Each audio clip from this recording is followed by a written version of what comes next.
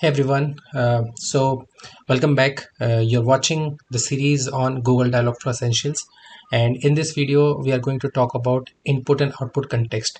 Now, before I actually proceed by showing you an example of input and output context, I want to explain what exactly is context. Okay, so let me give you an example. What if I ask you, "What about dinner?" What will you answer me? You might get confused that is he asking about what I'm going to eat in dinner?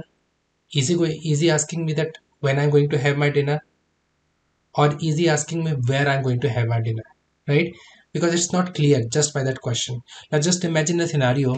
I ask you a question: what are you going to eat for lunch today? Okay, and you tell me something, and then I say, what about dinner? When I say what about dinner, now you understand that I am asking you about what you're going to eat for dinner. Though I just said what about dinner, but from the previous conversation, the context is what you're going to eat for dinner. That's the context, right? So for us, for humans, it's very normal that in our day-to-day conversation, we speak sentences which are related to the previous context, and things work, right? But what happens that in case of machines, we need to explicitly tell them, right?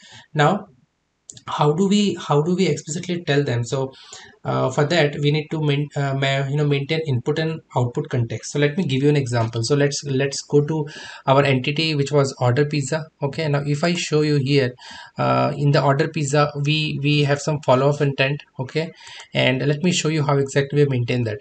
So if I go to order pizza, in this here you will say context, and here you will see order pizza follow-up. So this is a context created already. Okay, so this is the context. Now this is the output context. Okay, now if I go back to intents, and if I go to order pizza and order pizza yes, now you will see the output context of order pizza has become the input context for this intent order pizza yes, order pizza follow up. Okay, and now there is an output context set here in order pizza, which is called order pizza yes follow up. Okay, so this is order pizza yes follow up. Now if I again go back to intent, and if I again go inside yes, so you will see that the order pizza yes follow up, which was the output context of the previous intent, has become the input context of this. So what we are doing, we are actually passing the context to the follow up intent so that it understand what I'm asking. Okay, what conversation is going on. So this is a super important concept. This is a very simple example, but when you go to the complex examples, you will understand the importance of context. So I hope this video was helpful. Thank you so much.